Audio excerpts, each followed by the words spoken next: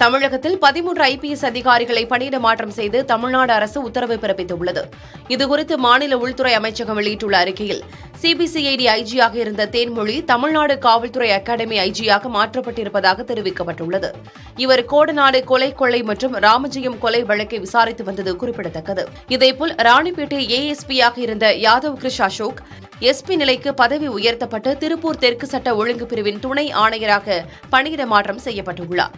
இதேபோல் எஸ்பி நிலைக்கு உயர்த்தப்பட்டு தேனி மாவட்ட ஏஎஸ்பியாக இருந்த மதுக்குமார் மதுரை வடக்கு சட்ட ஒழுங்கு பிரிவின் துணை ஆணையராகவும், சிவகங்கை மாவட்ட ஏஎஸ்பியாக இருந்த ஸ்டாலின் கோவை வடக்கு சட்டம் ஒழுங்கு பிரிவின் துணை ஆணையராகவும், திருவள்ளூர் மாவட்ட ஏஎஸ்பியாக இருந்த விவேகானந்த சுக்லா திருச்சி நகர வடக்கு பிரிவின் துணை ஆணையராகவும், விருதுநகர் மாவட்ட ஏஎஸ்பியாக இருந்த கராத் கருண் உத்தவ் ராவ் மதுரை நகர தெற்கு பிரிவின் துணை ஆணையராகவும் நியமிக்கப்பட்டுள்ளனர்.